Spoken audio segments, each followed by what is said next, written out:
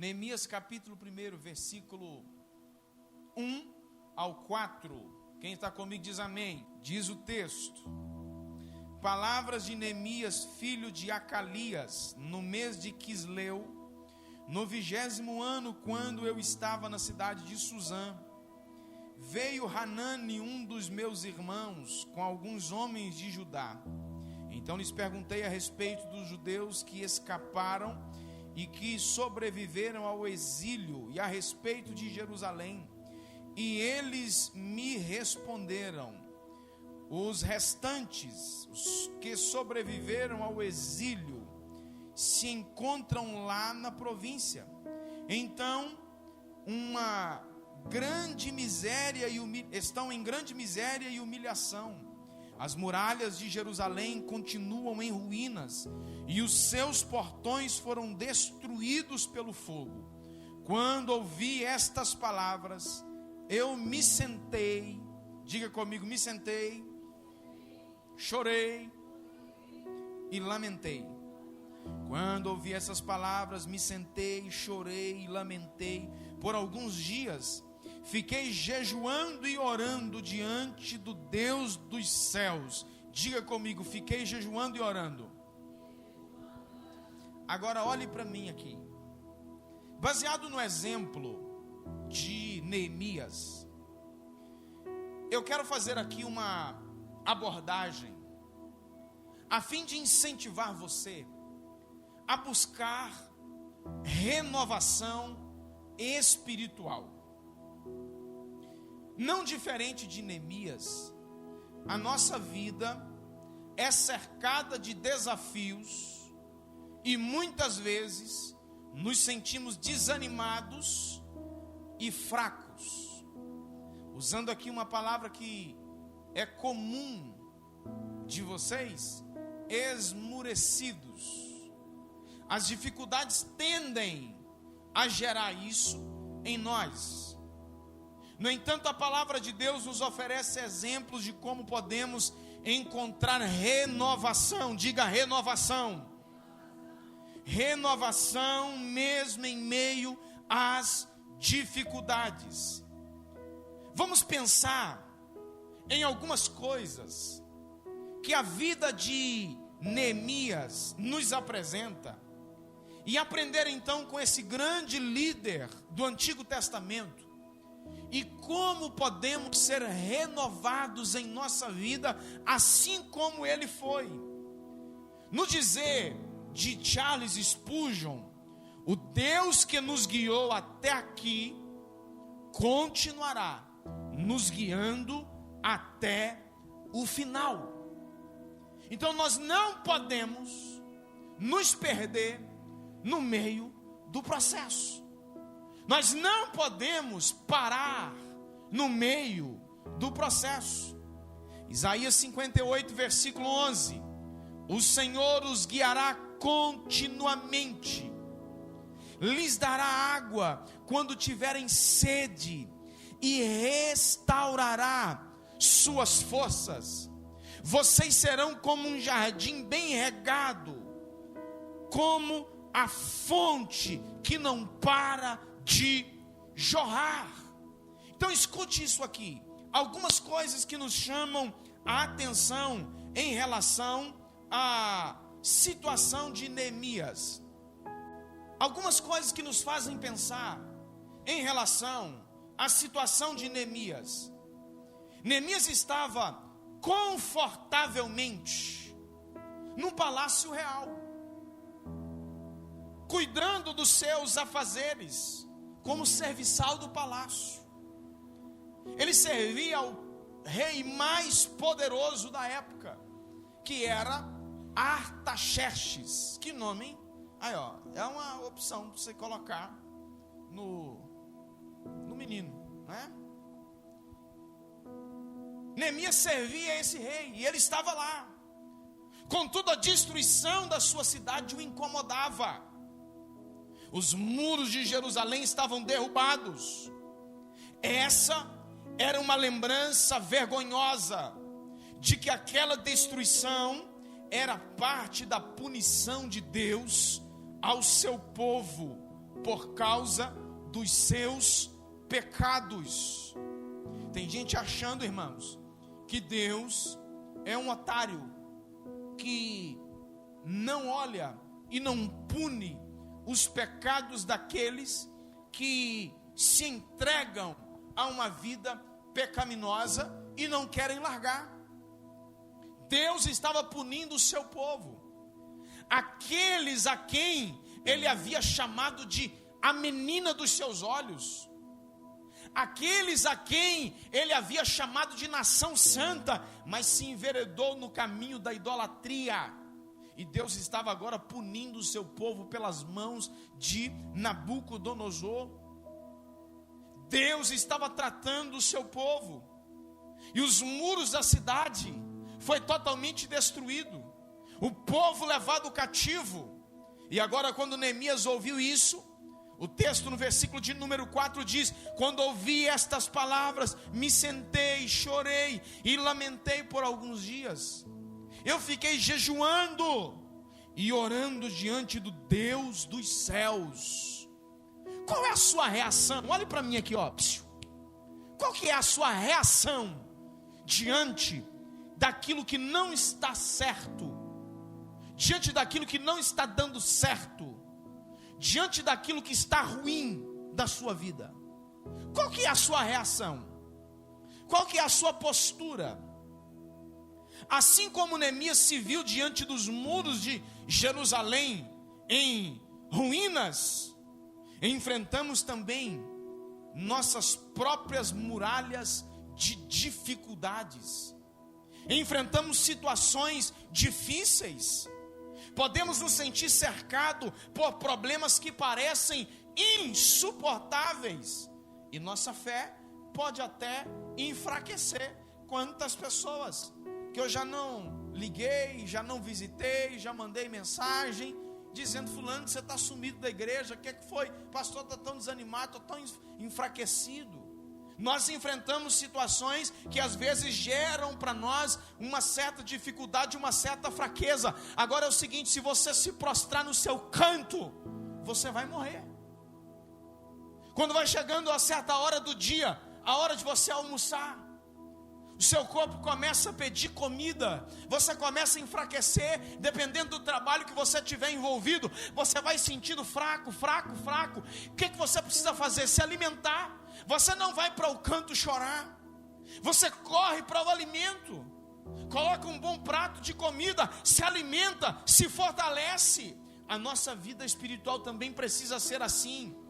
Podemos nos sentir cercados de problemas que parecem insuportáveis, a nossa fé parece enfraquecer. No entanto, a história de Neemias nos ensina que mesmo diante das maiores dificuldades, há esperança em Deus. O profeta Isaías disse no capítulo 40, versículo de número 31: mas os que confiam no Senhor renovarão as suas forças. Erga suas mãos assim como quem recebe. Eu quero liberar aqui uma palavra da parte de Deus sobre a sua vida. O Senhor está renovando as suas forças em nome de Jesus, para você continuar a sua caminhada. Você não pode desistir diante das aflições e obstáculos que estão à sua frente, mas você precisa se renovar diante de Deus. Reconstruir os muros seria um sinal da bênção de Deus. Restauração, a prova de que Deus estava cumprindo a restauração prometida ao seu povo. Os inimigos sabiam que os muros de Jerusalém reconstruídos daria aos judeus poder político, segurança e pelo estado do mundo naquela época, certa autonomia. Muros aqui nesse texto falam de proteção, segurança, paz, força. O que é que você tem feito na sua vida para gerar isso? Segurança, conforto, paz, força. Qual que é a sua atitude para gerar isso? Era esse o estado em que Neemias se encontrava. A atitude de Neemias, que foi a ação de orar ou oração e a ação, preste atenção. Ao ler os primeiros capítulos de Neemias, somos confrontados com a resposta de Neemias diante da sua situação de dificuldade, diante da situação desoladora de Jerusalém, situação desesperadora. Ele não apenas se lamentou, ele não apenas se desesperou, se entristeceu, mas ele buscou a Deus em oração, e uma oração fervorosa. Olhe para mim aqui. Qual que é a sua atitude diante das dificuldades que vêm na sua vida? O que você faz? Você começa a orar? Ou você começa a reclamar? Você começa a murmurar? Qual que é a sua atitude? Você começa a se queixar, dá uma de coitado aos ouvidos do seu amigo? Ou você começa a buscar o Senhor? Ou você começa a clamar ao Senhor? Qual que é a sua atitude diante das dificuldades? Neemias não hesitou em clamar a Deus por intervenção, reconhecendo sua dependência absoluta do Senhor. Ei, meu filho, diante da luta que você está enfrentando, não importa em qual área for da sua vida, se você não se submeter absolutamente aos cuidados de Deus, a luta vai te consumir. Mas se você se submeter à ação do Senhor, o Senhor vai mostrar uma porta de saída. O Senhor vai dar um escape nisso. Neemias passou 4 meses orando fervorosamente. E existe aqui uma diferença de tom de oração. Não é que Deus se impressiona pelo tom de voz que eu coloco na minha oração, porque não é isso que impressiona Deus. Mas a minha oração, ela tem a ver, o tom da minha oração, olhe para mim aqui, ó. O tom da minha oração tem a ver com a minha expectativa. O tom da minha oração tem a ver com a minha confiança. Então Neemias orou fervorosamente. Diga comigo, orou fervorosamente. Uma oração fervorosa na presença de Deus. Ele louvou ao Senhor nessa oração. Ele confessou os pecados da nação. Não era nem pecado dele, pessoalmente, mas era o pecado da nação. Isso é bíblico. O texto diz lá em 2 Crônicas 7,14: o povo de Deus precisa confessar os pecados para que Deus sare a sua terra. Neemias confessou ao Senhor os pecados da nação e pediu que Deus agisse em favor do seu povo. Qual é a sua atitude diante das dificuldades que surgem? Não importa qual área da vida que surgiram as dificuldades, em nossas próprias batalhas, que possamos aprender com Neemias a importância da oração e da comunhão com Deus. Orar, meu filho. A oração nos abre portas que chaveiro nenhum desse mundo é capaz de abrir. A oração também é capaz de fechar portas que chaveiro nenhum é capaz de abrir. Sabe, nós precisamos orar, aprender com Neemias a dependência da oração e da comunhão com Deus. Martin Luther King Jr., que foi um importante americano, um pastor, disse que para ser um cristão significa ser alguém que ora com força e a serenidade para suportar os fardos da vida e das pressões do dia a dia. Ser um cristão precisa orar com força para suportar as pressões do dia a dia. O inimigo não consegue derrubar um crente que vive na prática da oração. Eu estou incentivando aqui mais uma vez, eu preguei isso aqui outro dia, sobre orar. Nós precisamos orar. Nós precisamos clamar ao Senhor. Nós precisamos buscar ao Senhor. Nas palavras do apóstolo Paulo, 1 Tessalonicenses capítulo 5, versículo 17: orem sem cessar. Como é que ora sem cessar? Você está no seu trabalho, você está conversando com alguém, você precisa estar o tempo inteiro com o seu espírito pronto. Um certo pastor disse: olha, eu não me lembro qual foi a última vez que eu dobrei o meu joelho e ficasse 5 minutos orando. Mas eu também não me lembro quando foi a última vez que eu fiquei 5 minutos sem orar. Esse é o espírito aqui, que muita gente chama de espírito de oração. A ideia é que ficar em espírito de oração é ficar com o olho fechado assim. O espírito de oração aqui é estar pronto a todo tempo para falar com Deus, para clamar ao Senhor, para falar palavras de adoração ao Senhor. A oração é a força que nos move a agir com fé diante das adversidades. Quem me ouve diz amém. A oração é uma simples conversa com Deus. Você não precisa falar frases especiais.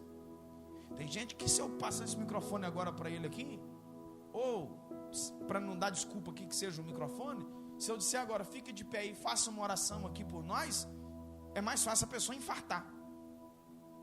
Por quê? Tem gente que acha que o que vai impressionar Deus são frases bonitas. Quem impressiona com frase bonita, frase bem colocada, é o ser humano, gente. Deus não se impressiona com essas coisas. Do mesmo jeito que você conversa com um amigo, do mesmo jeito que você conversa uns com os outros, você também conversa com Deus. Apenas fale com Ele.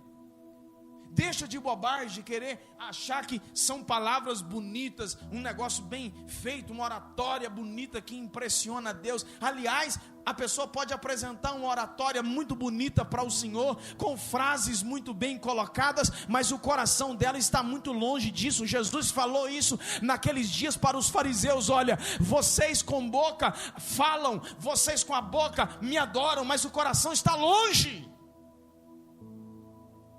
É preciso que haja essa compreensão. A oração de Neemias não foi de palavras vazias, mas foi seguida de ação. Olha aqui, preste atenção nisso aqui que eu vou te dizer agora. Neemias orou, mas ele também se colocou, se dispôs a agir em resposta às suas próprias orações. Ele orou ao Senhor: Senhor, levante alguém, mova a situação da minha terra, mova a situação da minha cidade. Agora ele se colocou diante de Deus e disse: olha, eu quero ser usado para resolver isso. Olha aqui, gente, orar para Deus levantar uma outra pessoa é fácil demais. E você? Vai se colocar na brecha para fazer? Não, nós precisamos orar para Deus levantar na igreja gente comprometida para evangelizar. Você se coloca como alguém para fazer isso? Nós precisamos levantar gente aqui, para Deus levantar pessoas aqui para fazer isso ou aquilo. O que é que você vai fazer mesmo? Qual que vai ser o seu papel nisso?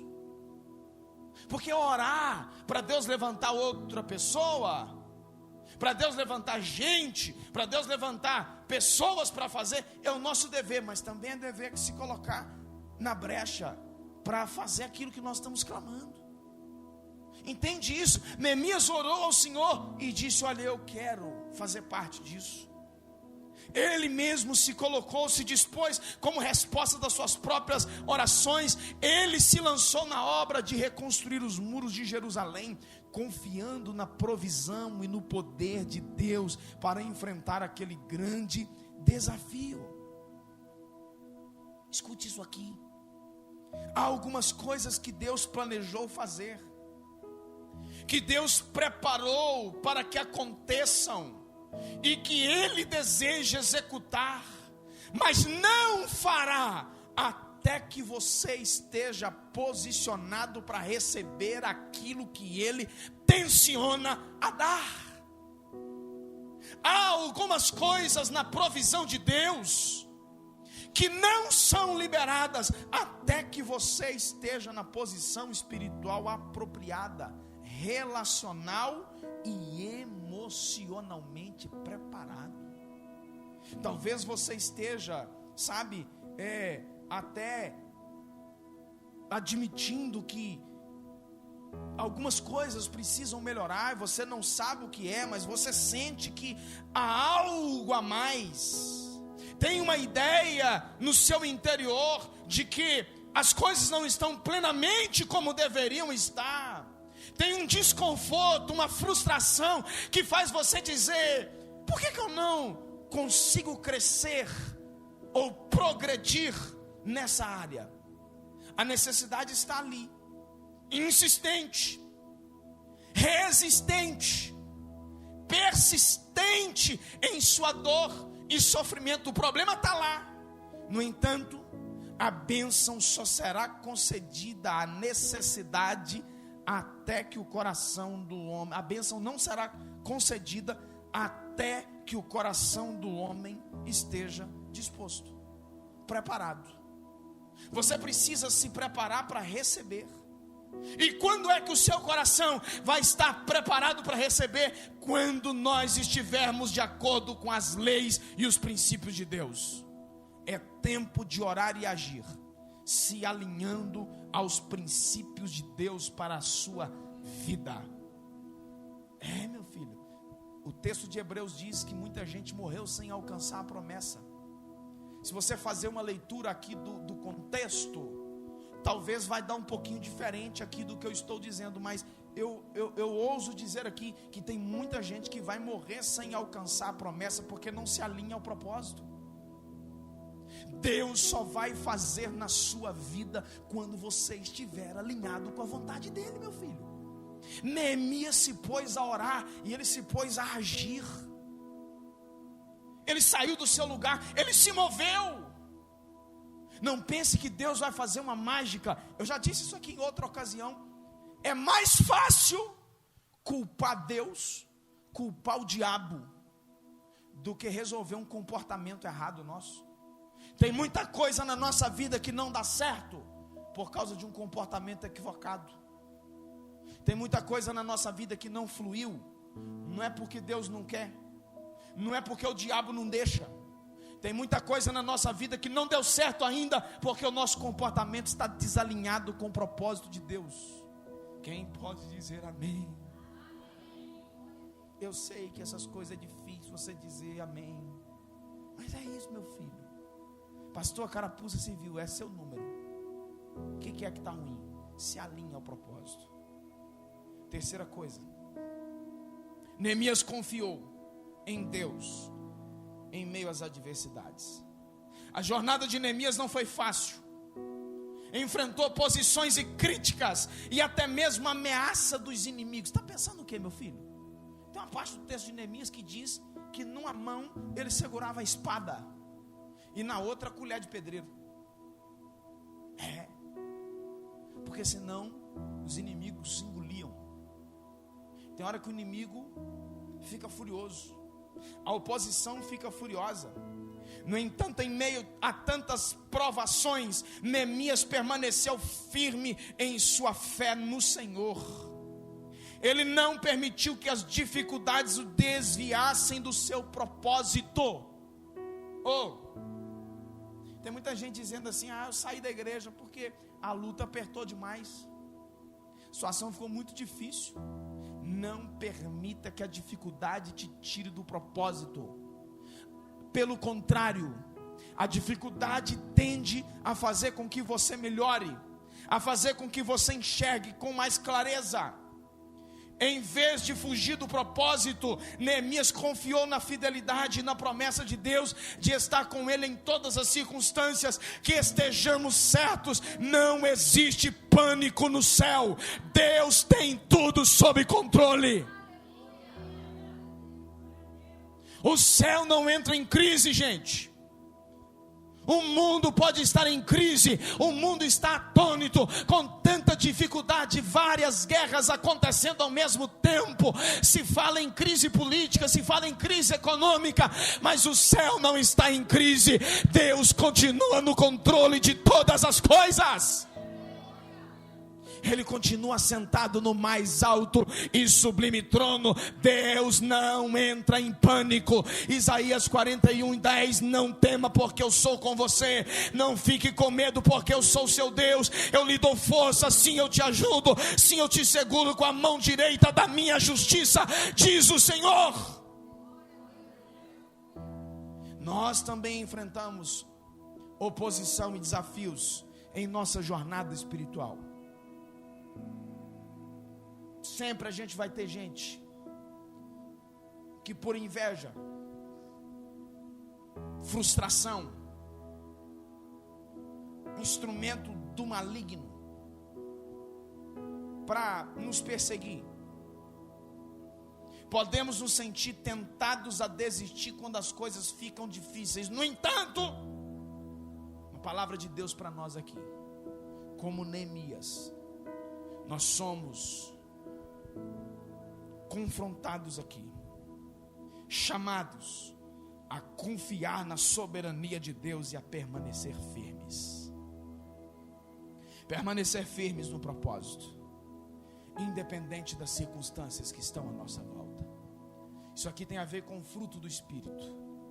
Permanecer firmes, a nossa firmeza, a nossa fé, a nossa lealdade, a nossa fidelidade ao Senhor não pode depender das circunstâncias que estão à nossa volta. O mundo pode estar desmoronando, pode estar de cabeça para baixo, aliás está, mas nós precisamos olhar firmemente para o autor e consumador da nossa fé, Jesus Cristo. Fica firme, meu filho. Uma palavra de Deus para o seu coração. As coisas podem não estar dando muito certo esses dias, você pode estar enfrentando alguma dificuldade, mas o Senhor está dizendo: fique firme no propósito. O Senhor te fortalecerá, como fortaleceu Neemias, para que você continue firme no propósito. Diga amém. Hudson Taylor disse que todos os recursos do Deus infinito estão à nossa disposição. Vou repetir isso aqui. Todos os recursos do Deus infinito estão à nossa disposição. Se desesperar para quê? Afligir para quê? Desanimar para quê? Portanto, temos que ir para Ele em primeiro lugar. Como Neemias foi orar e depois agir como ele agiu. Por fim, aqui para eu fechar, outra coisa que nós aprendemos aqui com Neemias. Olhe para mim. Quem me ouve diz amém. Quem está dormindo diz amém. Tá bom. Além do exemplo de fé e confiança em Deus, Neemias também nos ensina sobre liderança e unidade. Olha, ele estava num cenário caótico. Ele orou e agiu. Ele resistiu à oposição. Confiou em Deus em meio às adversidades. E ele é para nós um exemplo de liderança que gerou unidade. Ele não tentou construir os muros sozinho. Em vez disso, ele uniu o povo de Israel em torno de um projeto comum. Neemias compreendeu a importância da colaboração e do trabalho em conjunto, o trabalho em equipe na obra do Senhor.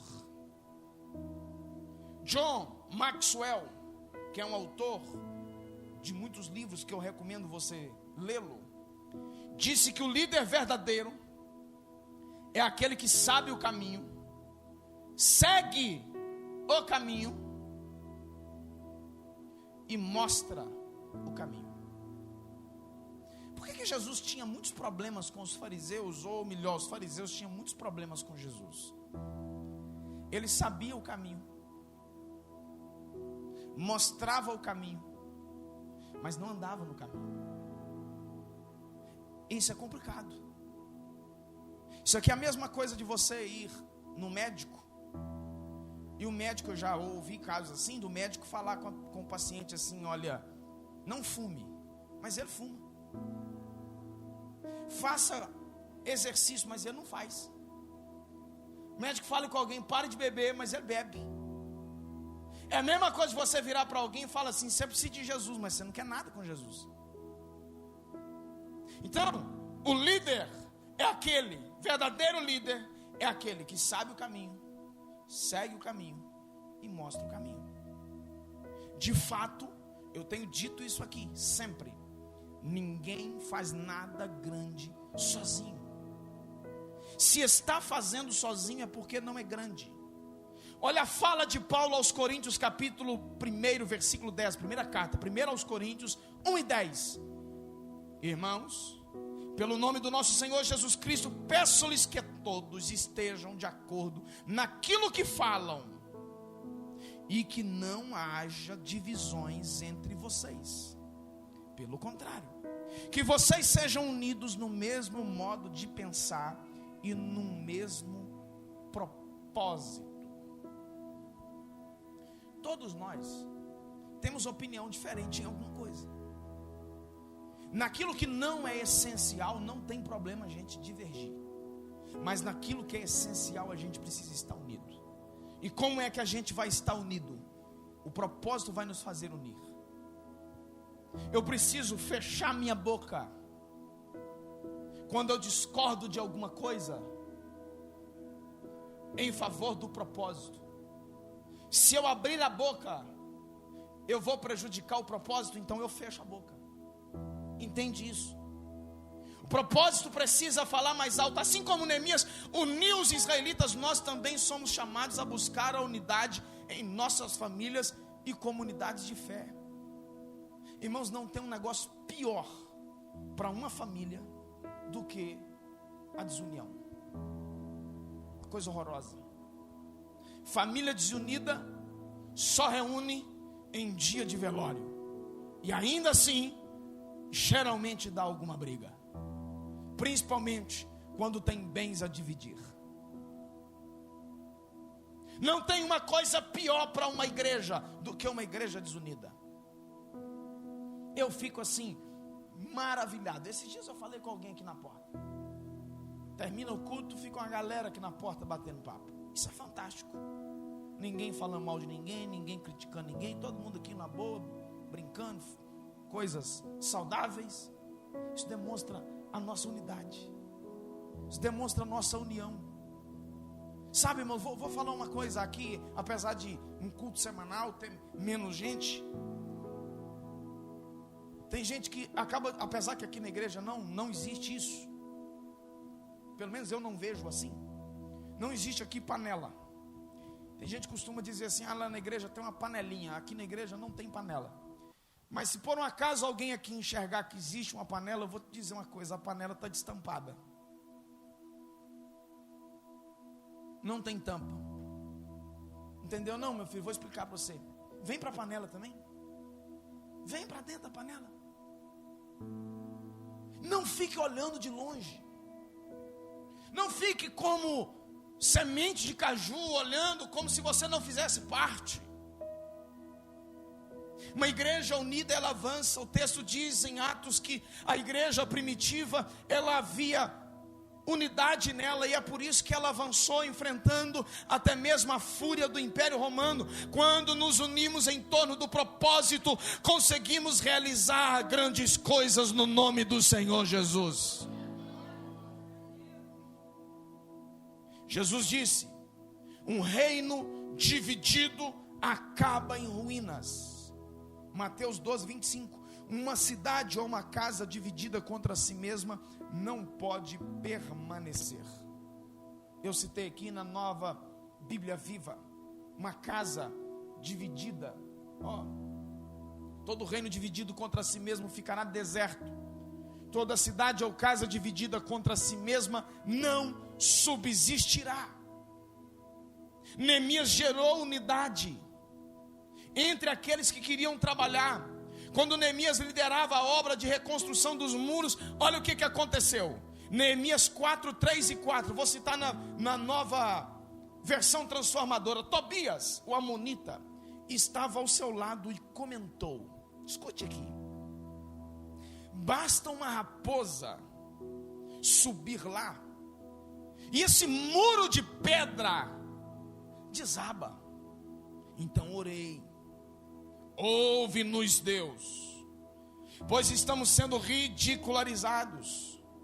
Que essa zombaria caia sobre a cabeça deles e que eles próprios tornem-se prisioneiros numa terra estrangeira. O que estava acontecendo aqui? O povo trabalhando, Zé Divino. Chegou Tobias, funcionário de Satanás, e disse para Neemias assim: olha, se uma raposa pulará nesse muro, esse muro vai cair. Zombando daquilo que Neemias e os seus homens estavam fazendo. Se uma raposa subir aqui, esse muro cai. Neemias orou ao Senhor e falou: olha, nós estamos sendo ridicularizados. Escute aqui o que eu vou te dizer. Não há desgaste maior do que esse, quando a liderança trabalha para unir e construir, e alguém se presta ao desserviço de ridicularizar o que está sendo feito. Isso é terrível. Sigamos o exemplo de Neemias, buscando a liderança do Espírito Santo em nossas vidas e trabalhando juntos para a glória de Deus. Nas palavras de Rick Warren, autor do livro Uma Vida com Propósito, ele diz que nenhum de nós é tão inteligente quanto todos nós juntos. Tem um provérbio popular que diz que duas cabeças pensam melhor do que uma. Então trabalhar junto, mesmo propósito, mesma direção, mesmo foco, mesmo objetivo. Nosso objetivo em comum: caminhar, crescer, avançar, evoluir, construir. Nosso objetivo comum: ir para o céu, edificar vidas, salvar vidas. Então esse é o nosso propósito.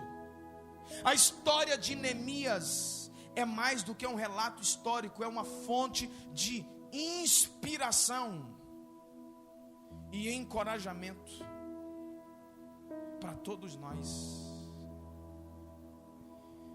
Que nos tempos difíceis da nossa vida, nós possamos vencer os obstáculos, possamos vencer as dificuldades. Olhe para mim aqui, estou caminhando para fechar. Nos dias de Neemias, se você ler capítulo 8 de Neemias, você vai ver isso. Aconteceu talvez o maior avivamento, se não o maior, um dos maiores, mas na minha opinião é o maior avivamento do Antigo Testamento. Os frutos do seu árduo trabalho foram muitos. Assim também podemos experimentar essa mesma renovação em nossas próprias vidas. Fique de pé no seu lugar.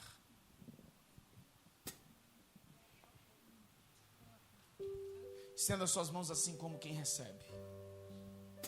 O Senhor está dizendo para você que o seu trabalho não é vão no Senhor. Você não vai só se cansar. Você não vai só se mover. Você não vai só lutar.